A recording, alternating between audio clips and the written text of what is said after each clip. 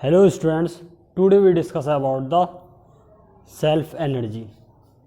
Self energy हमारी क्या होती है, इसके बारे में हम आज पढ़ेंगे कि हमारी सेल्फ एनर्जी जो होती है वो क्या होती है। किसी कंडक्टर की सेल्फ एनर्जी। देखिए इससे पहले हम क्या पढ़ चुके हैं, फील्ड एनर्जी। क्या पढ़ लिया हमने, फील्ड एनर्जी। अब बात करते हैं हम सेल्फ एनर्जी की। Self energy you potential energy ऐसा, ठीक है क्या, पोटेंशियल एनर्जी। अच्छा, पोटेंशियल एनर्जी कब आती है, जब हम किसी पार्टिकल पर वर्क डन करते हैं। वर्क डन कैसे करते हैं, कोई पार्टिकल को ज़ीरो ग्राउंड सरफेस से किसी एच हाइट पर ले जाते हैं, ठीक है, तो वहाँ पर हम उस पर कुछ वर्क डन देते हैं, उसकी पोटेंशियल एनर्जी इंक्रीज़ हो जाती है इस पॉइंट पर। इसी तरह से हम इसमें भी कोई एक चार्ज है उसको इन्फिनिटी से सरफेस पर लेकर आएंगे तो उसकी पोटेंशियल एनर्जी बढ़ जाएगी। या फिर हमने अपने पिछले टॉपिक में पढ़ा था, फील्ड एनर्जी को फाइंड किया था, तो उस इक्वेशन पे बेस्ड उसमें वैल्यू पुट करके हम लोग उसे निकाल सकते थे। हमारी फील्ड एनर्जी क्या आई थी, half epsilon not E square into D V. ये क्या थी हमारी फील्ड एनर्जी। इसमें हम ई और डी वी की वैल्यू, डी वी वहाँ पर वॉल्यूम था और ई क्या था, इलेक्ट्रिक फील्ड स्ट्रेंथ, तो उन दोनों की वैल्यू पुट करके हम वहाँ से अपना डी यू पोटेंशियल एनर्जी को निकाल सकते हैं, जो उसकी कंडक्टर या नॉन कंडक्टर की सेल्फ एनर्जी है। सबसे पहले हम बात करते हैं सेल्फ एनर्जी 3 स्फीयर के बारे में। एक होलो कंडक्टर, देखिए self energy of a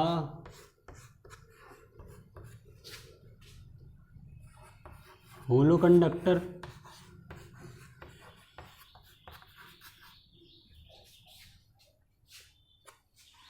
comma solid conductor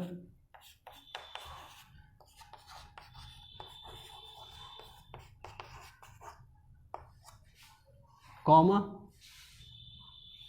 solid conductor, होलो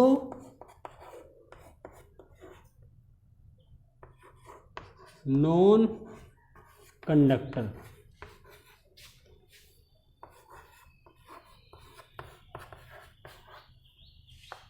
देखिए ये हमारे 3 sphere, hollow conductor, solid conductor और होलो नॉन कंडक्टर, ये हमारे सेम प्रॉपर्टी रखते हैं। इनकी सेम प्रॉपर्टी होती है। सारा का सारा चार्ज कहाँ होता है, सरफेस पर होता है, इनसाइड क्यू इन जीरो होता है, जो हम अपने पिछले लेक्चर्स में पढ़ चुके हैं। तो सबसे पहले हम सेल्फ एनर्जी इसके लिए निकालेंगे। मतलब ये तीनों सेम प्रॉपर्टी रखते हैं, तो इसलिए मैं एक कंडक्टर बना देता हूँ, ठीक है, जिसका सारा का सारा चार्ज कहाँ पर है, सरफेस पर, ठीक है। मान लिया कहाँ पर है, सरफेस पर। अब सरफेस पे होने की वजह से मैं कोई charge, small charge D Q infinite से इसकी सरफेस पे लाता हूँ। मतलब इस डी क्यू को मैं इनफाइनाइट से सरफेस तक लेकर आता हूँ, तो मेरी पोटेंशियल एनर्जी यू कहाँ से ले कहाँ तक होगी, इनफाइनाइट टू आर, मतलब रेडियस आर तक, ठीक है। अब वर्क डन क्या होता है, work done D W is equal to V D Q. यहां पर ये वी पोटेंशियल,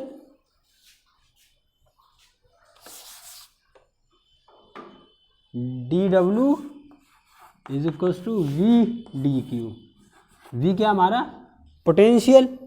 अब ये जब पोटेंशियल है, तो पोटेंशियल हमें पता है कि किसी एक चार्ज के लिए potential V is equal to कितना होता है, के क्यू अपॉन आर, ठीक है। अब मैं इस पोटेंशियल को यहाँ पर पुट कर दूंगा, तो यहाँ पर हमारा D W is equal to कितना होगा, वी की वैल्यू के क्यू अपॉन आर। आर यहाँ पर रेडियस मैंने मारी कैपिटल आर है, कितनी, कैपिटल आर, तो यहाँ पर आर इंटू डी क्यू। और इसका इंटीग्रेशन और इधर भी इंटीग्रेशन। अब देखिए चार्ज कितना, चार्ज में मान लिया कि 0 से लेके Q तक है। कितना चार्ज है? 0 से लेके Q तक। और वर्क डन 0 से W। तो यहाँ पर जब मैं इसको इंटीग्रेट करूँगा तो यहाँ पर W is equal to K/R into Q dQ का इंटीग्रेशन 0 से लेके Q तक। तो यहाँ पर कितना आएगा हमारा? K/R into Q²/2। तो मैं इसको अगर यहाँ पर आगे पुट करूँ सही से तो यहाँ पर W इज इक्वल टू कितना आएगा मेरा work done, total work done is equal to W is will be equal to KQ²/2R। ये तो हमारा क्या आ गया? Work done. ठीक है, अब बात करते हैं हम फील्ड एनर्जी की। किसकी? Field energy. अगर इसकी फील्ड एनर्जी आ गई तो जो फील्ड एनर्जी होगी वही इसकी सेल्फ एनर्जी होगी। देखिए तो अब हम बात करते हैं फील्ड एनर्जी की। ये क्या आ गया हमारा? Work done. देखिए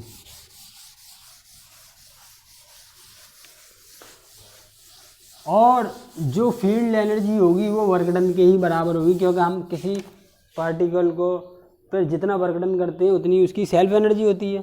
ठीक है, देखिए कैसे करते हैं इसको। मान लीजिए ये क्या है? कोई एक कंडक्टर।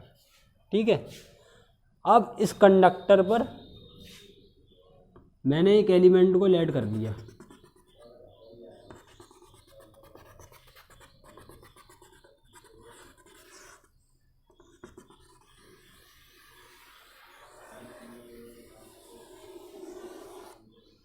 क्या ऐड कर लिया? एक एलिमेंट।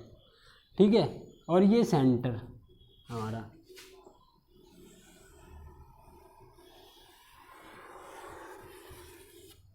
सेंटर से इसकी रेडियस R, इसकी रेडियस X, इसकी विड्थ dx। ठीक है, इस पर चार्ज Q। ठीक है, पूरे पर चार्ज है।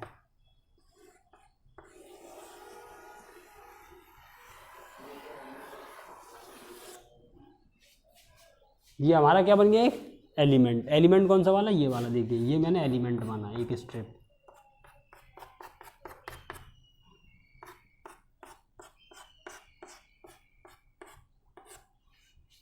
इसको मैंने एक एलिमेंट मान लिया। ये वाला हमारा क्या है? एक एलिमेंट। और ये पूरा क्या है? एक स्फीयर।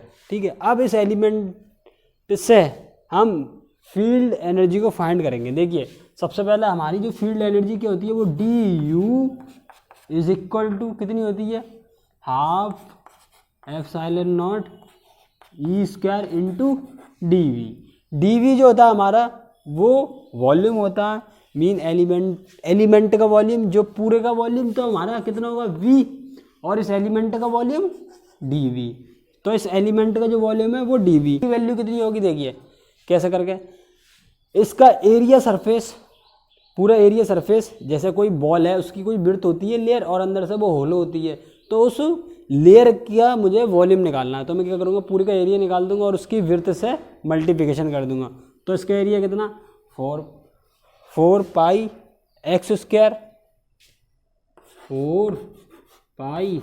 4πx² और इंटू dx। dx इसकी विड्थ और इसका सरफेस एरिया 4πx। तो यहाँ पर देखिए हमारा du ½ε0 इंटू dv। और यहाँ से हम अगर du की वैल्यू को आगे लिखें, du इज इक्वल टू ई की वैल्यू क्या हमारी? KQ/R²।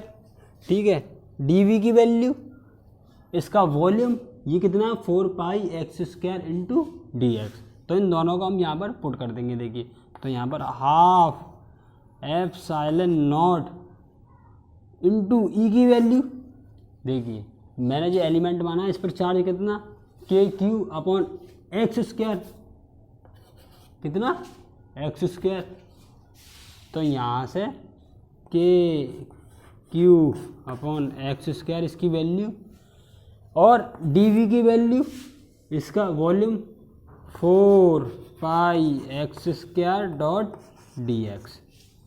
ठीक है, अब इसके बाद D U will be equal to half epsilon naught. अब देखिए इस पर स्क्वायर है यू स्क्वायर, तो यहाँ पर एक्स की पावर 4, ठीक है, एक्स की पावर 4 से एक्स स्क्वायर कैंसिल, तो यहाँ पर केवल एक्स स्क्वायर बचेगा, और के बराबर होता है 1/4 पाई एप्सिलॉन नॉट। तो यहाँ पर एक के से 4 पाई एप्सिलॉन नॉट कैंसिल हो जाएगा, तो यहाँ पर बचेगा फाइनल के स्क्वायर क्यू स्क्वायर एक्स की power 4 pi epsilon not into x square dot D x. यहाँ से के की पावर से मतलब 1/4 पाई एप्सिलॉन नॉट होता है, 4 पाई एप्सिलॉन नॉट कैंसिल, ठीक है, एक्स पे पावर 4 है -2 एक्स स्क्वायर कैंसिल, मीन कितना बचा इस पर स्क्वायर केवल, ठीक है। तो यहाँ से हमारा D U is equal to कितना आया, half K Q square upon X square dot D X. अब इसका इंटीग्रेशन करेंगे हम, इसका क्या करेंगे, इंटीग्रेशन। अब देखिए जब इंटीग्रेशन करेंगे तो इसको के क्यू स्क्वायर 1/2 को बाहर ले लेंगे और एक्स स्क्वायर और डी एक्स का इंटीग्रेशन कर देंगे, और इन्फिनिटी टू आर इसकी लिमिट होगी, मीन जो लिमिट होगी वो इन्फिनिटी टू आर। हम पार्टिकल कहाँ से लेकर आए थे, इन्फिनिटी से ही तो लेकर आए थे हम पार्टिकल को, ठीक है, जो हमारा पार्टिकल था उसे इन्फिनिटी से लेकर आए थे। तो देखिए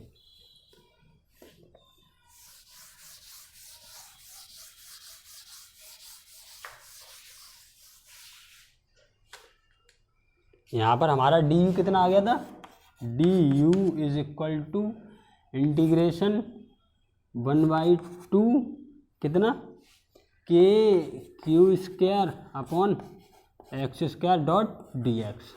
अब जब इसका इंटीग्रेशन करेंगे एक्स स्क्वायर, इसका भी इंटीग्रेशन करेंगे, तो केवल यहाँ पर u इज इक्वल टू, जब इसका इंटीग्रेशन करेंगे half K Q square integration of D X upon X square. ये किसके इक्वल आएगा, लिमिट कहाँ से, infinity, upper limit infinity to R, क्योंकि पार्टिकल इन्फिनिटी से आर तक आया, तो u इज इक्वल टू कितना आएगा, half K Q square integration -1/x X square का इंटीग्रेशन, ठीक है, और r टू इन्फिनिटी। जब लिमिट पुट करेंगे तो यहाँ पर आएगा u is equal to K Q square 2 into 1/r, और ये किसके बराबर हो गया, u will be equal to 1 K Q square upon 2r। तो देखिए हमारा वर्क डन और उसकी एनर्जी क्या सेम आई, के क्यू स्क्वायर, यहाँ पर मैं कैपिटल क्यू के क्यू स्क्वायर अपॉन 2r, क्या ये दोनों चीज़ें हमारी सेम आई, तो इसकी जो फील्ड एनर्जी होती है वही इसकी सेल्फ एनर्जी होती है। अब हमारा क्या आ गया, self energy of a hollow conductor, solid conductor and hollow non conductor की सेल्फ एनर्जी। ठीक है स्टूडेंट्स, आप करिए बेहतरी।